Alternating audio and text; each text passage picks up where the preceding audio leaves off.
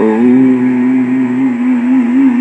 अखण्डमण्डलाकारं व्यक्तं येन चराचरं तत्पदं दर्शितं येन तस्मै श्री गुरवे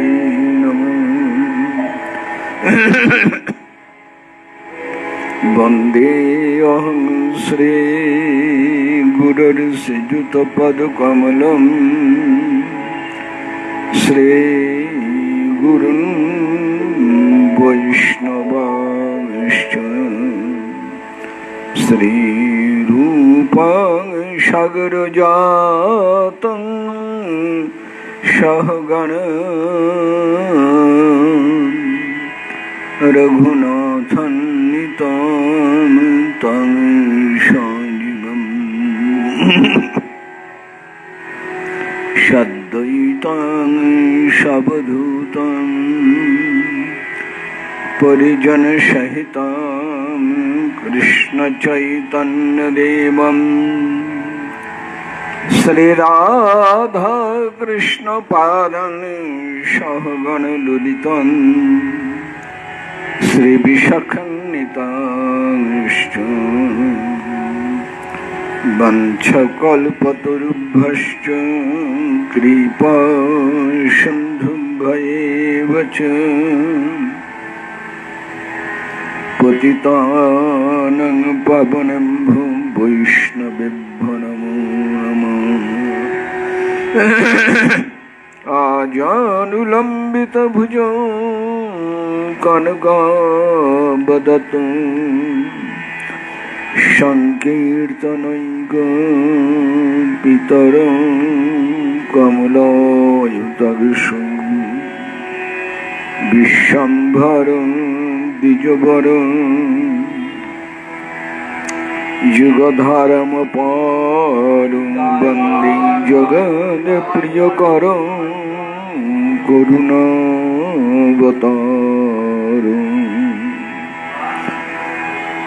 मूकं करोति वाचालं पुंगुं लङ्घयते गिरिं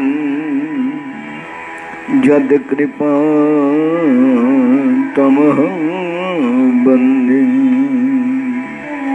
परमानन्दमाधवम्। नमो ब्रह्मण्यदेवाय गोब्राह्मणहिताय च जगद्धिताय कृष्णाय गोविन्दाय नमो नमः। हे कृष्ण करुणा सिन्धु दीनबन्धु जगत्पते गोपेश गोपिका कान्त राधा कान्त नमोस्तुते। निताय गौर हरि बोल निताय गौर हरि बोल निताय गौर हरि हरि बोल।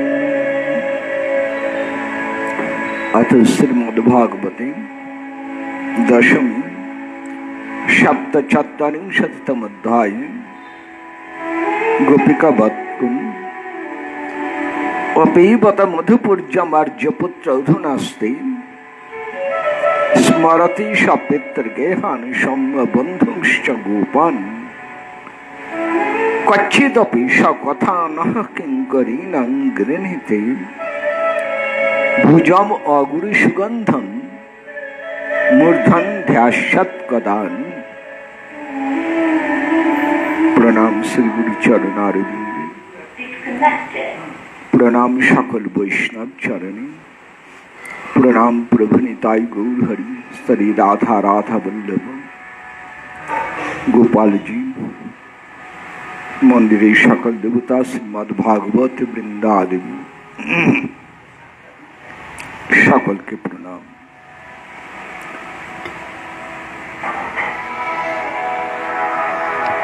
श्रीमती राधा रानी महाभावेर বর্ণনায় ভ্রমর গীতির অন্তিম শ্লোক, শেষ পর্বের কথা। অমৃতের চাইতে মধুরতম সংবাদ। রাধারানী বলছিলেন, এই দাসীগণের কথা কি মনে করেন? কচ্ছিদপি সকথান কিঙ্করীণ গৃহীতে, তার মুখে শুনেছ কি এই দাসীগণের কথাই? আমরা তার দাসী। গতকাল শুনেছিলেন কৃষ্ণ প্রেমের এই অদ্ভুত স্বভাব, দাস্য সাক্ষ্য বাৎসল্য মধু, যে কোনো রসের অধিকারী হোক না কেন, সবাই কিন্তু মনে প্রাণে দাস্য ভাবকেই অঙ্গীকার করে। রাধারানীও নিজেকে কৃষ্ণ দাসী বলছেন। গতকাল শুনেছিলেন মহারাজ প্রবন্ধেও রাধারানী নিজেকে কৃষ্ণ দাসী বলছেন।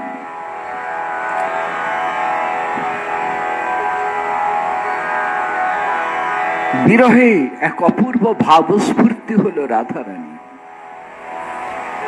যদিও বললাম ভাবস্ফূর্তি,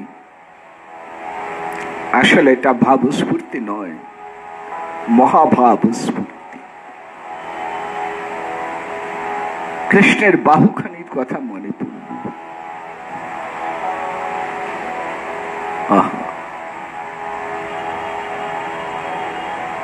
বাহু যুগলের কথা মনে পড়ল। ভুজম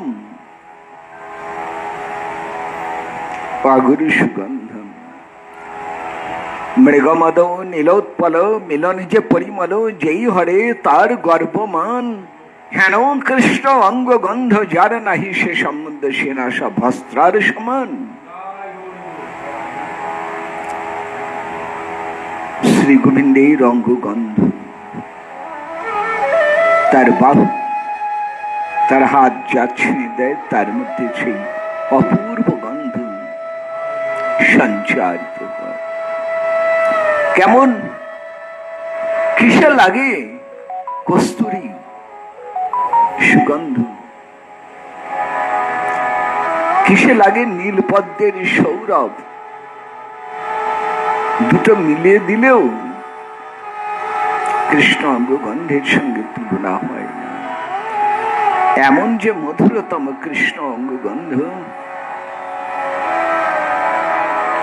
রাধারানী সেই অঙ্গগন্ধের কথা মনে করে দিয়েছেন। সেই বাহু, সেই হাতখানি কবে আমাদের মাথায় আবার রাখবেন?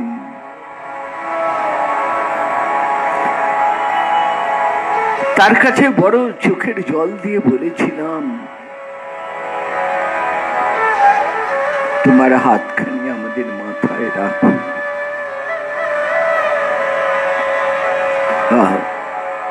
আমাদের তাড়িয়ে দিও না, তোমাদের বাহু স্পর্শ দান করো, হাতখানি রাখো। যে হাতে বাঁশি ধরো, সেই হাতখানি এবার আমাদের মস্তকে সংস্থাপিত করো, আমাদের মাথায় রাখো হাতখানি।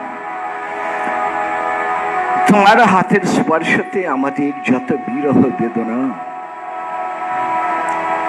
সব দূর হোক, অপসৃত হোক হৃদয়ের মর্ম বেদনা। কবে কবে আমাদের সেই সুদিন আবার আসবে? কদানু বলতে কবে কবে আবার আসবেন আমার শ্রী গোবিন্দ? আবার আমাদের মাথায় হাতখানি রাখবেন, সেই যে হাতে অগুরু সুগন্ধে সুরভিত বাহুখানি আমাদের মাথায় কবে রাখবেন? কবে কবে? বলতে বলতে রাধারানী মূর্ছা দশা প্রাপ্ত হলেন। আপনাদের কাছে বলেছি অষ্টসাত্ত্বিক ভাব বিকারের কথা। ভাবের 8 প্রকার অবস্থা দেখা যায়।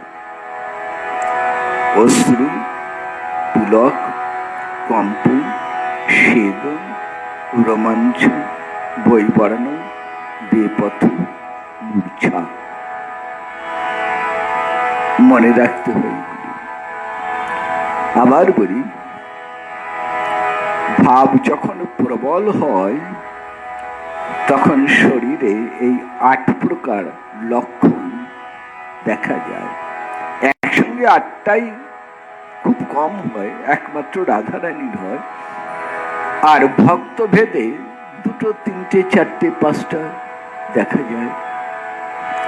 অশ্রু, পুলক, কম্প, সেদ, রোমাঞ্চ, বৈবর্ণ, বেপথ, মূর্ছা। এই 8টা ভাবের আবার 3 রকম অবস্থা। মৃদু মানে অল্প অল্প, মধ্যা বেশ প্রবল, সুদীপ্তা প্রচন্ড ভয়ঙ্কর রূপে এই ভাব আত্মপ্রকাশ করে। একটু তুলনা দিই। মৃদু, চোখের জল গড়িয়ে পড়ছে। মধ্যা, চোখের জল ছিটকে পড়ছে। আর সুদীপ্তে চোখের জল পিচকারির ধারার মতন বেগে বেরিয়ে সবার শরীর ভিজিয়ে দিচ্ছে। বুঝলেন তো? মৃদু, মধ্যা, সুদীপ্তা, চোখের জল পড়ছে। আরেকবার বলুন, এগুলো মনে রাখতে হয়। চোখের জল যখন গড়িয়ে পড়ছে, সমানে চোখ দিয়ে জল পড়ছে, গড়িয়ে পড়ছে, একে বলা হয় মৃদু। চোখ থেকে জল যখন ছিটকে ছিটকে পড়ছে, এটা সবসময় সবার হয় না, দেখা যায় না, খুব কম। শ্রী রামদাস বাবাজি মহারাজি, শ্রী চৈতন্য চরিতামৃতের সম্পাদক ডক্টর রাধা গোবিন্দনাথ মহাশয় দেখেছি চোখ থেকে জল ছিটকে ছিটকে পড়ছে। আমার দেখা কথা বলছে। আর সুদীপ্ত একমাত্র মহাপ্রভু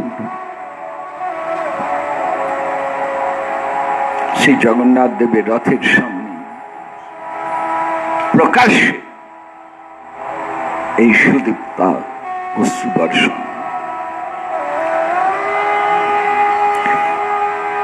তারপর তো বাকিগুলো আছে, বাকি 7টা তো আছে। মূর্ছা, রাধানী এখন মূর্ছা দশা প্রাপ্ত। শ্রী গোবিন্দের বাহুখানির কথা মনে করে কবে আমাদের মাথায় সেই বাহুখানি রাখবেন, হাতখানি কবে রাখবেন, বলতে বলতে রাধানী মূর্ছিতা হয়ে গেলেন। যদিও বললাম ভাবের মূর্ছা, তা নয়, মহাভাবের মূর্ছা। এই মহাভাবের মূর্ছাটি কেমন কেমন এই ভাব দশা?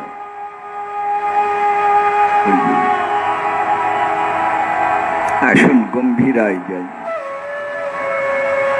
গম্ভীরায় না গেলে এই ভাব দশা বোঝা যায় না। এই ভাব দশা বুঝতে গেলে গম্ভীরায় পৌঁছতে হবে। গম্ভীরানাথের চরণের এক কণা কৃপাও যদি কোনোদিন হয়, তবে যদি এই ভাব সাগরের একটু আভাস আমরা পেতে পারি। এই ভাব মহাসাগর, মহাভাবের মহাসাগর। মহাপ্রভু 12 বছর এই মহাভাব মহাসাগরে সাঁতার দিয়েছে। কেমন দিন রাত্রি জ্ঞান ছিল না, আপন পর চিনতে পারতেন না, নিজজন যারা সেবায় ছিলেন তাদের চিনতে পারতেন না, নিজেকেও হারিয়ে ফেলেছিলেন, নিজেকেও মনে করতে পারতেন না, ভুলেই গিয়েছিলেন তিনি মহাপ্রভু তিনি শ্রীকৃষ্ণ চৈতন্য স্বরূপ দামোদর রামানন্দ রায়, যারা 24 ঘন্টার মহাপ্রভুর এতকালের সাথী, তাদেরও চিনতে পারতেন না। শুধু মনে করতেন, মনে হতো আমি রাধা বিলাস কুঞ্জ গোবিন্দের অপেক্ষায় রয়েছে। 12 বছর চিন্তা করা যায়, এই 12টা বছরের ভেতরে কত বিচিত্র ভাব। কখনো কুর্মাকৃতি, কখনো দীর্ঘাকৃতি, কখনো সমুদ্রে ঝাঁপ দিয়ে পড়েছেন, কখনো চটক পর্বতে গিয়ে পড়েছেন, কখনো সিংহদ্বারে গিয়ে পড়েছেন। মহাপ্রভুকে চোখে চোখে রাখতে হতো, যে কোনো মুহূর্তে বিপর্যয় ঘটে যেত। তাই হলো, সবশেষে মহাপ্রভু কোথায় গেলেন? আজও পর্যন্ত বিরাট এক রহস্যে ঢাকা। আমরা অনুমানের ধার ধারি না। এমন কোন প্রমাণ কেউ দিতে পারেননি মহাপ্রভুর অন্তর্ধানের যথার্থ ঘটনা, কোন প্রমাণ নেই। যে যা কিছু বলছেন সব অনুমান নির্ভর, কোনটাই তথ্য প্রমাণ যুক্ত নয়। ভগবান শ্রী গোবিন্দ গীতার 4th অধ্যায়তে খুব সুন্দর একটা কথা বলেছেন। এটা যদি মনে রাখি তাহলে আমাদের অনেক সংশয় নিবৃত্তি হয়ে যাবে। তিনি বলছেন, জন্ম কর্ম চমি দিব্যম এবং যে ব্যক্তি তত্ত্বত তক্তা দেহং পুনর্জন্ম নৈতি মামিতি সুঅর্জুন। নাম ধরে বলছেন, অর্জুন, আমার জন্ম আমার কর্ম দিব্য, নিশ্চিত রূপে জানবে আমার জন্ম আমার কর্ম অলৌকিক, অর্থাৎ লোকজগতের মতন, সাধারণ মানুষের মতন আমার জন্ম নয়, সাধারণ মানুষের মতো আমার কর্ম নয়।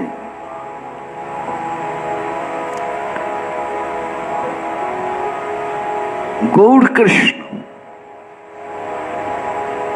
এই গৌর কৃষ্ণের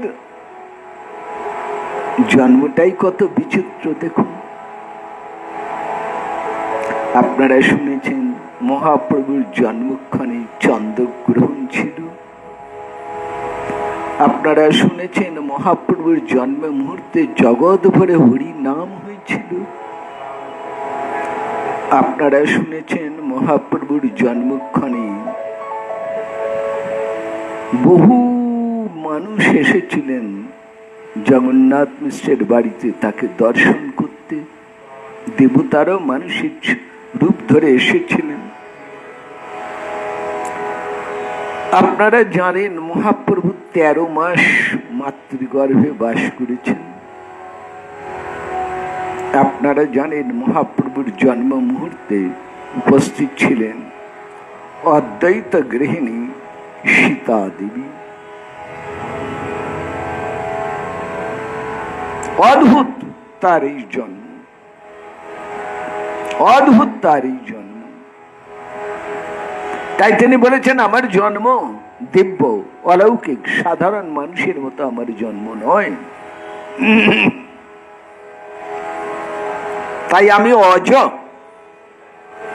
অজোপি সন্ন ভাই আত্মা ভূতানাম ঈশ্বরোপি সন্ন প্রকৃতিং সংধিষ্ঠায় সম্ভবামি আত্মমায়য়া। এই দুটি মন্ত্র, গীতার এই দুটি মন্ত্র, 4th অধ্যায়ের এই দুটি মন্ত্র যদি মনে রাখেন তাহলে দেখবেন শ্রী গোবিন্দ সম্বন্ধে, আমার মহাপুরুষ সম্বন্ধে,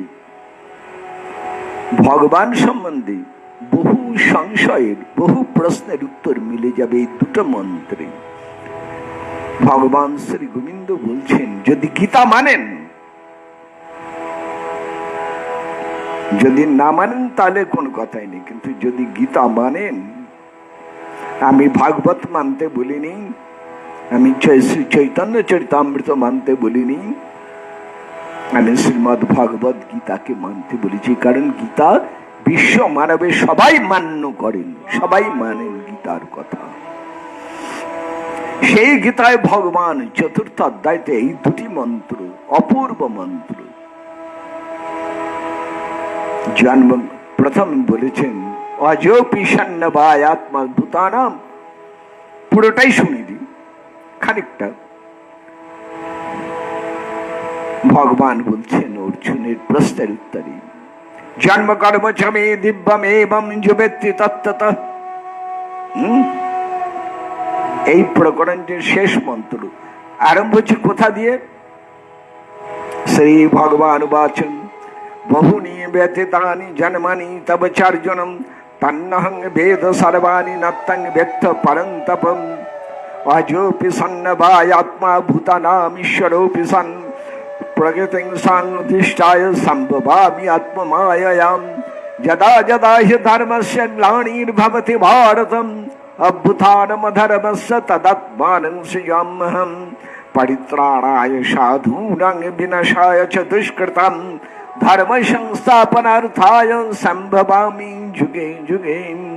জন্ম কর্ম চ মে দিব্যমেবং যবেত্তি তত্ত্বতঃ তক্তা দেহং পুনর্জন্ম নৈতি মামিতি সুঅর্জুন। এই একটা প্রকরণ। এতক্ষণ মন্ত্র শুনলেন, এবার অর্থ শুনলেন। শ্রী ভগবান বলছেন, অর্জুন, আমার তোমার বহুবার জন্ম হয়েছে, অর্থাৎ আমরা জগতে বহুবার এসেছি। তুমি এসেছো, আমি এসেছি, কিন্তু তুমি ভুলে গেছো তোমার পূর্ব জন্মের কথা। আমি কিন্তু ভুলিনি।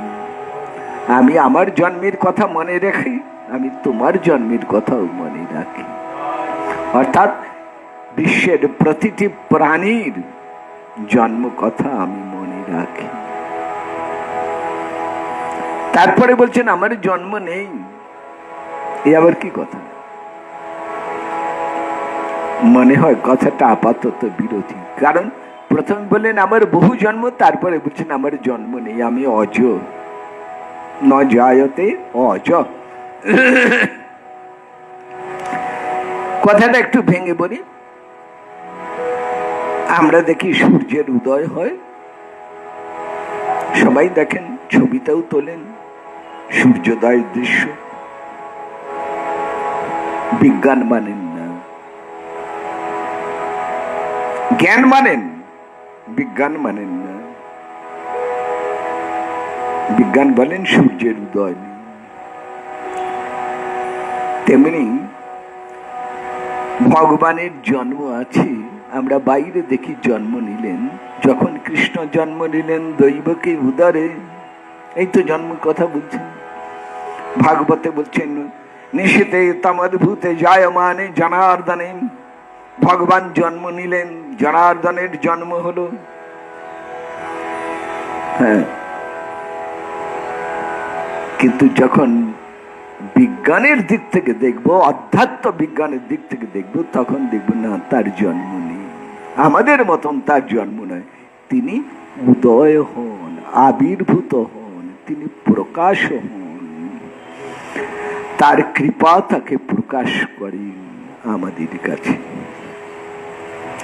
এই রকম তিনি বলছেন আমার জন্মটাও অলৌকিক, আমার কর্মটাও অলৌকিক।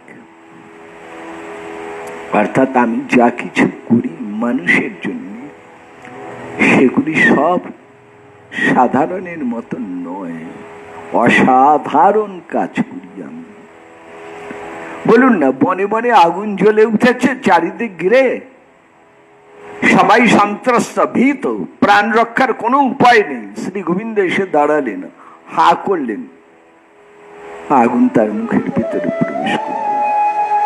অবিশ্বাস্য। অনেকে আছেন কৃষ্ণ ননি চুরি করেছেন, বিশ্বাস করেন, কিন্তু কৃষ্ণ গোবর্ধন ধারণ করেছেন বিশ্বাস করেন না।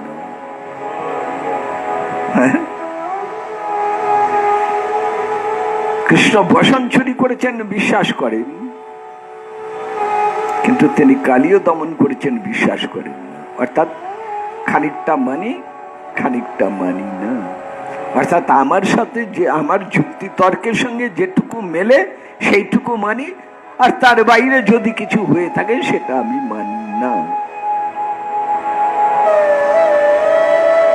এটা কেমন বৈজ্ঞানিক যুক্তি হলো?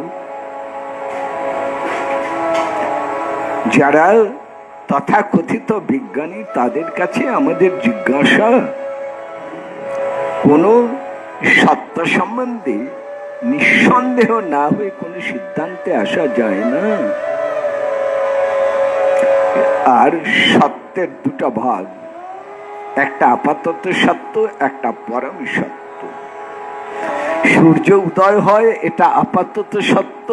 সূর্যের উদয় নেই, এটা পরম সত্য। ভাগবত পরম সত্যের কথা বলেন, আপাতত সত্যের কথা গীতাও বলেন না, ভাগবত বলেন না। পরম সত্য ঠিকই।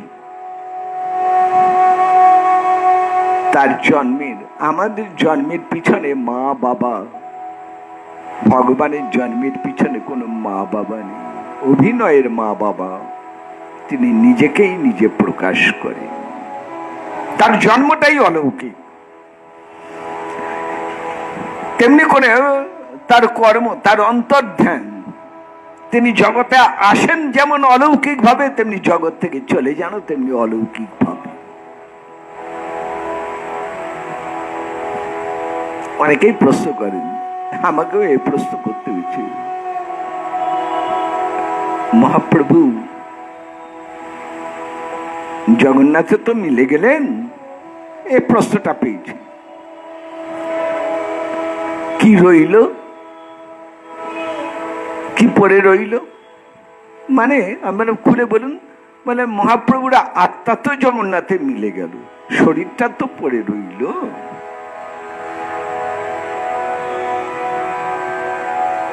বাহ, সুন্দর কথা। তার মানে মহাপ্রভুর আত্মা একটা জিনিস আর মহাপ্রভুর শরীর আরেকটা জিনিস, যেটা মানুষের ঠিক সেই রকম। অর্থাৎ মহাপ্রভুকে মানুষ বলে মনে করেছেন।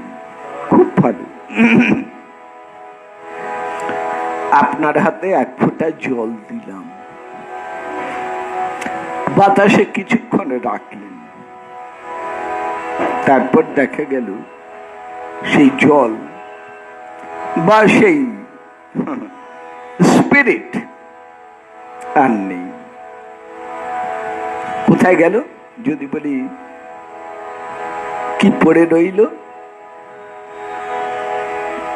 কিছু পড়ে নেই, সবটাই মিলে গেল। তেমনি করে মহাপ্রভুর সমগ্র সত্তা, দেহ, মন, প্রাণ সবকিছু মিলে গেল। কি পড়ে থাকবে? আর যদি মহাপ্রভুর দেহখানি পড়ে থাকতো, রাজা প্রতাপরুদ্র তার উপরে 7 তলা সোনার মন্দির করে দিতেন না। তার আশাটা অলৌকিক, তার যাওয়াটাও অলৌকিক। তাই তিনি বলছেন, আমার জন্ম কর্ম আমার দিব্য অলৌকিক, আমি আসি আমার নিজের কৃপায়, আবার আমিও জগৎ থেকে চলে যাই, আমার যখন মন চায় আমি সেইভাবে ফিরে যাই।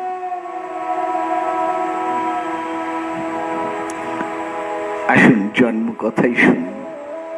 ভ্রমর গীতি বিরাম হয়ে গেল, রাধারানী মূর্ছিত হয়ে আছেন, সখীগণ মহাভাবে অভিভূতা রাধারানীর জ্ঞান ফিরিয়ে আনবার চেষ্টা করছেন। আশ্চর্য হয়ে বাক শক্তি শক্তি নেই উদ্ধবজির। মাথা নিচু করে শুধু ভাবছেন, আমার জীবন ধন্য কৃতার্থ। ব্রজভূমিতে এসে রাধারানীর দর্শন, মহাভাবের এই অপূর্ব প্রকাশ দেখে আমি কৃতার্থ হলাম।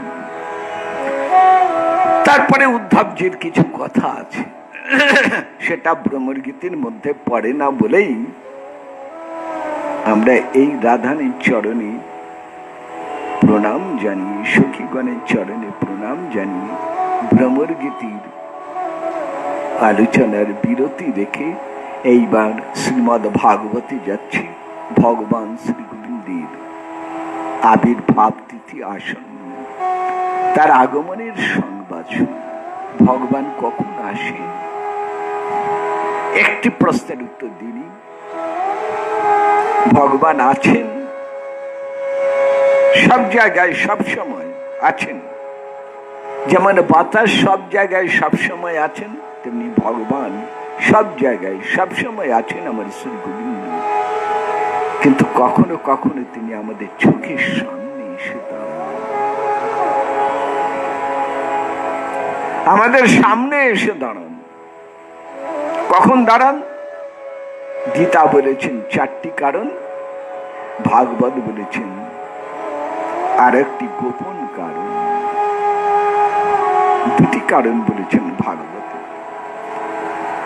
অর্জুনের কাছে বলেছেন নিজে, আর শ্রী সুখদেব মহারাজ পরীক্ষিতের কাছে বলছেন, শ্রী গোবিন্দ উদ্ধবজির কাছে বলেছেন বাকি 2টা কারণ।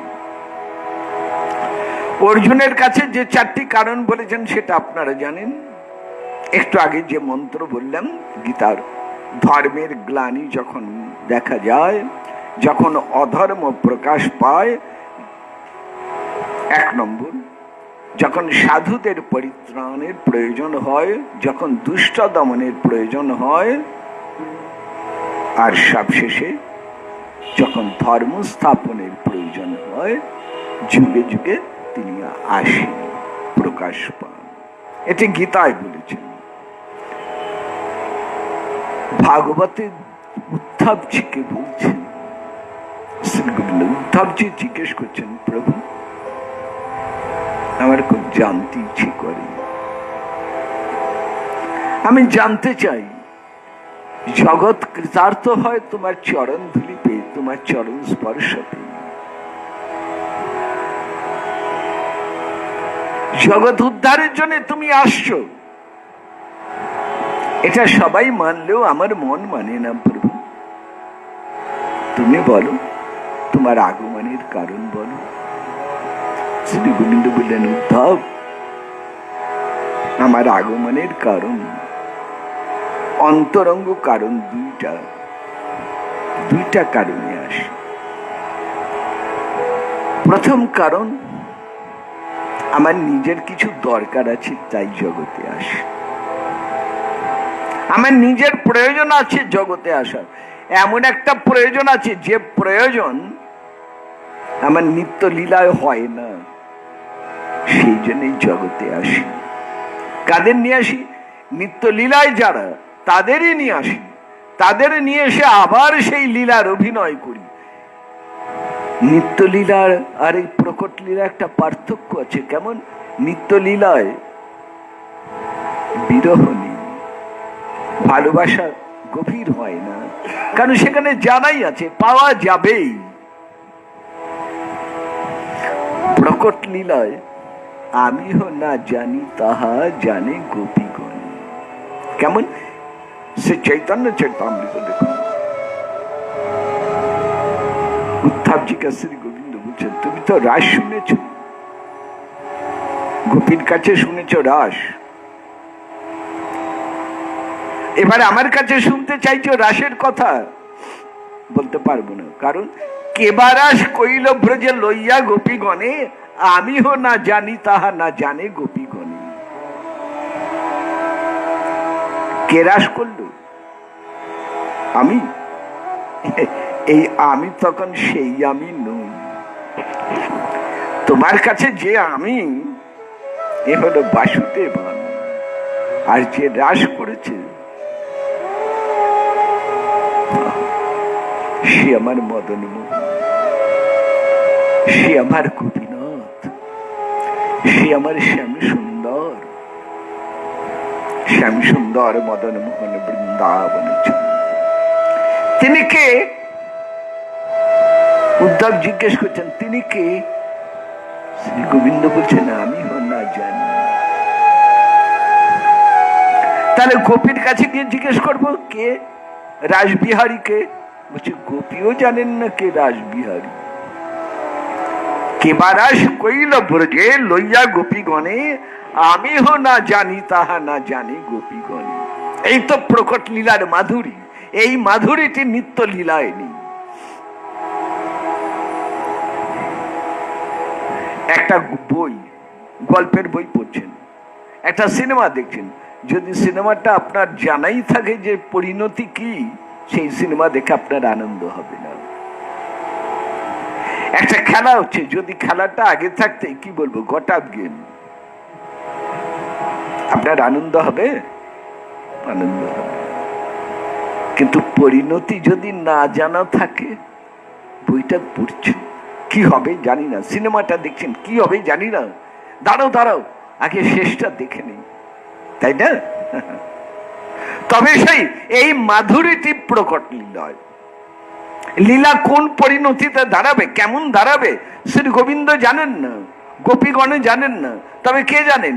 একজনই জানেন, যোগমায়া করিবে কাপন প্রভাব। একজনই জানেন, তার নাম লীলা শক্তি যোগমায়া, আর কেউ জানেন না। কিন্তু যোগমায়া কৃষ্ণকেও জানতে দেবেন না, গোপীদেরও জানতে দেবেন না।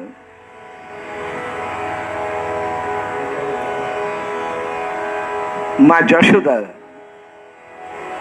গোপালকে নামিয়ে দিয়ে উনুনের দুধের বাসনটা নামাতে গেছেন, দুধ নামাতে গেছেন উনুন থেকে।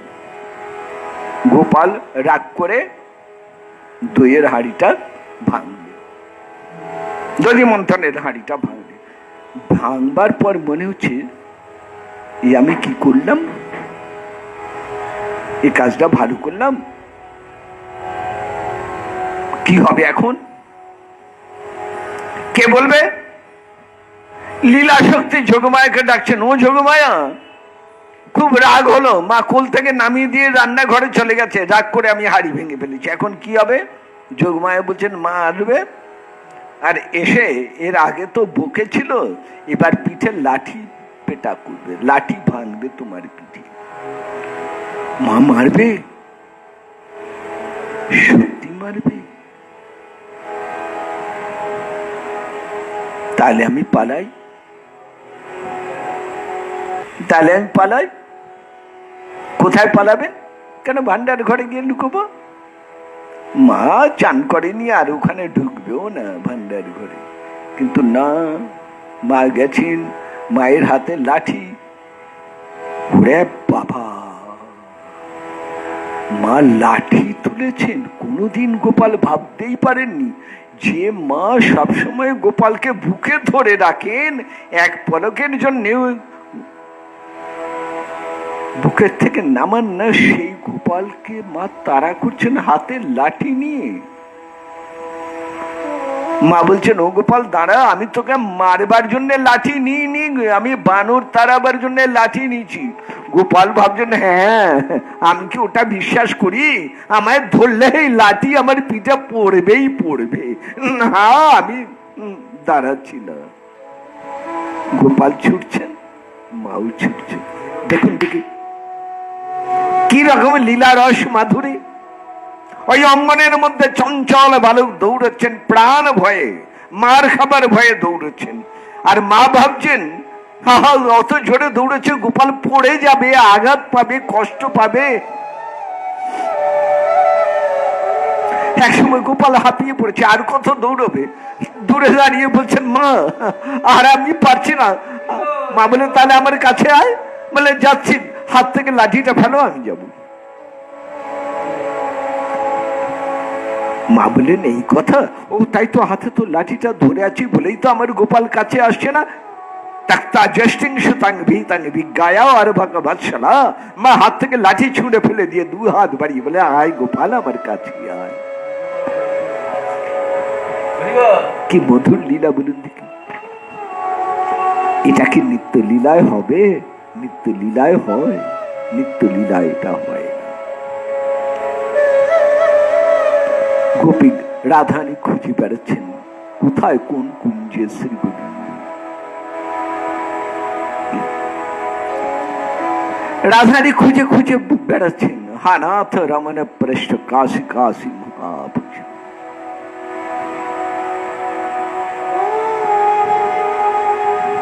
শ্রী গোবিন্দ কোথায় রাধারানী জানেন না আবার পক্ষান্তরে রাধারানী মান করে কোথায় আছেন শ্রী গোবিন্দ জানেন না তিনি খুঁজে বেড়াচ্ছেন রাধারানী দুজন দুজনকে খুঁজে বেড়াচ্ছেন যখন রাস পাঠ যদি হয় নিতাই কৃপায় তখন বিস্তারিত শুনবেন রাধারানী চলে গেছেন শ্রী গোবিন্দ খুঁজছেন আবার শ্রী গোবিন্দ চলে গেছেন রাধারানী খুঁজছেন কেউ জানেন না কোথায় এই যে লীলা মাধুরী এই মাধুরীটি আস্বাদন করতে চান বলেই গোবিন্দ নিত্য লীলা থেকে প্রকট লীলায় আসেন এই লীলা মাধুরী আস্বাদন করার জন্য এটা হচ্ছে এক নম্বর কারণ আচ্ছা বেশ বেশ তিনি আনন্দ পাবেন নিজ জনদের আনন্দ দেবেন তার জন্য তিনি ব্রজ লীলা করছেন মথুরা লীলা করছেন দ্বারকা লীলা করছেন খুব ভালো আপনার আবার কি উপকার হলো এইবার দ্বিতীয় কারণটি বলছেন উদ্ধব দ্বিতীয় কারণ আমি জগতে কেন আসি জানো মানুষের দুঃখ দেখে আমি থাকতে পারি না গো মানুষ আমার সব থেকে প্রিয় দেবতা আমার প্রিয় নয় বলদেব প্রিয় নয় রুক্মিণী প্রিয় নয় আমিও আমার এত প্রিয় নয় ব্রহ্মা শঙ্করও আমার প্রিয় নয় আমি নিজেও আমার এত প্রিয় নই যত প্রিয় আমার মানুষ তাই মানুষের কাছে আমি বারবার আসি আবার কোন মানুষ এই ভারতের মাটিতে যে মানুষ জন্মেছে সেই মানুষ আমার সব থেকে প্রিয় উদ্ধব যার প্রতি আমার বিশেষ অনুগ্রহ হয় যে জীবের ওপরে তাকে আমি ভারতের মাটিতে মানুষ করে জন্ম দেই আজকে আপনি আমি এই ভারতের মাটিতে মানুষ জন্ম পেয়েছি এটি গোবিন্দের বিশেষ কৃপার দান বাবা একদিন বলেছিলেন আমাকে গোবিন্দের বিশেষ কৃপা পেয়েছ কিসে পৃথিবীর যে অন্য কোনো দেশে জন্ম হতে পারত অন্য কোন রকম রূপে জন্ম হতে পারত পশু পাখি তৃণ গুল্ম লতা জন্ম হতে পারত তা নয় ভারতের মাটিতে মানুষ করে জন্ম হল কারণ মানব জন্ম নরতনু ভজনেরও মূল তোমার ভজন করার তোমাকে দিয়ে ভজন করাবেন বলেই গোবিন্দ তোমাকে মানব দেহটি দিয়েছেন আমরা কৃষ্ণ ভজিবার তার সংসারে আয়ু তারপরে আমরা কি করলাম তার দেয়া জিনিস নিয়ে তাকে বাদ দিয়ে সংসার খেলায় মেতে রইলাম কৃষ্ণের মনে কষ্ট হলো তিনি বললেন আবার ওকে আমি আমার ভজনের পথে নিয়ে আসব আমি যাব আমি গিয়ে লীলা করব লীলার মধ্যে দিয়ে লোকে আমার নাম শুনবে আমার নাম ওকে নামিয়ে আনবে আমার নাম ওকে টেনে আনবে ভজন পথে আর তাইতে শ্রী গোবিন্দ এলেন তাতেও হলো না মহাপ্রভু এলেন মহাপ্রভু বললেন ভজ শ্রীকৃষ্ণ কহ শ্রীকৃষ্ণ লহ শ্রীকৃষ্ণ নাম তোমাদের দুঃখ ঘোচাবার জন্য আমি এসেছি উচ্চেশ্বরে কাঁদেন প্রভু জীবের লাগিয়া কেন আসেন গৌর আগমনের তিনটি কারণ তিন বাঞ্ছা গোস্বামীগণ বলেছেন লুকিয়ে রেখেছেন আরেকটি কারণ সে কারণ বলেছেন কবিরাজ গোস্বামী পাদ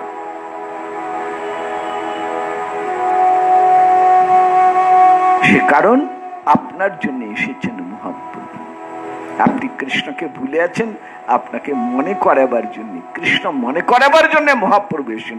কৃষ্ণ মনে করলে আপনার আর দুঃখ থাকবে না।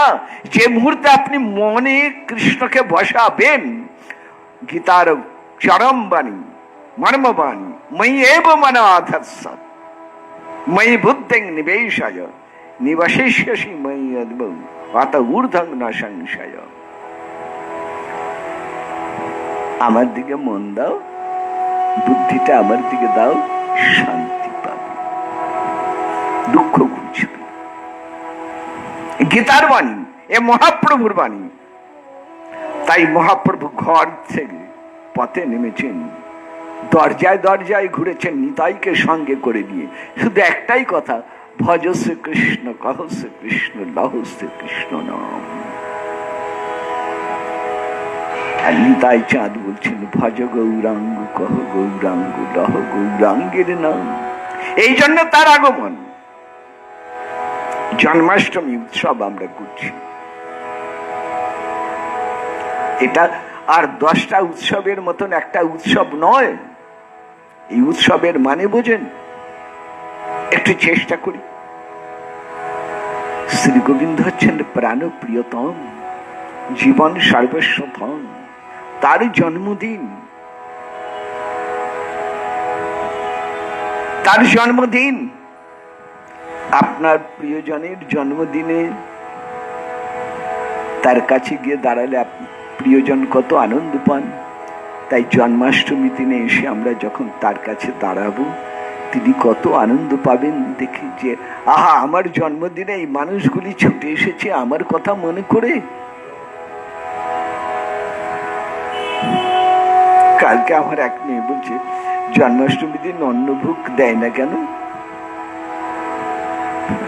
অন্নভোগ না, ভক্তগণ বলে ভগবান তো খেতে পারেন, গোপাল তো খেতে পারে না। বললাম না, তিনি কেনেন না। বিস্তারিত বলার সময় ছিল না, আজকে বলে দিচ্ছি। আমরা তাকে ভালোবেসে যেমন খেতে আহার বাদ দিয়েছি, তেমনি তিনিও আবার মনে মনে ভাবেন, আমার ভক্তরা গণ তারা খাবেন না আর আমি অন্ন খাবো, তাই কি হয়? তাই তার অন্নভোগ হয়। কত ভালোবাসার, কত প্রিয়জন তিনি আমাদের। আমরা তাকে দেখার জন্য যেমন ছুটে আসি, তিনিও তেমনি মন্দিরে বসে অপেক্ষা করেন, কতক্ষণে আমার ভক্ত আসবে, আমার সামনে দাঁড়াবে। তাই 4র্থ অধ্যায়তে আরেকটি মন্ত্র মনে রাখুন। ভজন গীতায় বলছেন, শ্রী গোবিন্দ বলছেন, ভজন শুধু তুমি করো না গো, ওগো প্রিয়, ওগো মানুষ, তুমি যেমন আমার ভজন করো, তেমনি আমিও আবার তোমার ভজন করি। যে যথা মং প্রপদ্যন্তে তাং তথৈব ভজাম্যহম। এইবার শুনবেন গোবিন্দের ভজনের কথা। তিনি জগতে আসেন, কেন আসেন? ওই রাসে গোপীগণের কাছে গোপীগণ বললেন, চলে গেলে, ফিরে এলে কেন? শ্রী গোবিন্দ বললেন, ফিরে এলাম ভজন করার জন্য। চলে গিয়েছিলাম, কিন্তু চলে গেলে ভজন হলো না, ফিরে এলাম ভজন করব বলে। কেমন? তোমাদের সাথে বসে, তোমাদের পাশে বসে আমিও তোমাদের মতন করে হা কৃষ্ণ বলবো, হা রাধে বলে আমিও ডাকবো, আমিও ভজন করবার জন্য ফিরে এলাম। তাহলে গোবিন্দ জগতে আসেন ভজন করার জন্যে। তাহলে এই জগৎ হচ্ছে ভজন ভূমি। জগৎটা ভোগের ভূমি নয়, জগৎটা ভজন ভূমি। মনে রাখুন। জয় নিতাই, জয় গৌর। আবার কাল 8:30টায়।